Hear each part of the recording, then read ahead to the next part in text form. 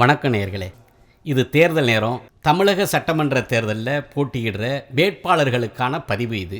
வேட்பாளரோட பேர், வேட்பாளர் போட்டியிடுற தொகுதி, வேட்பாளர் போட்டியிடுற அந்த சின்னம், இந்த தகவல்களை மட்டும் தந்தாலே நாங்களே சொந்தமாக பாட்டு எழுதி இசையமைச்சு தேர்தல் பிரச்சார பாடலாம் உங்களுக்கு தருவோம். தேர்தல் பிரச்சார பாட்டு வேணும்னா எங்களை தொடர்பு கொள்ளுங்கள்.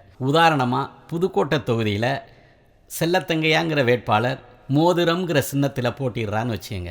அவருக்கு எப்படி பாட்டு வரும்னா கேளுங்க.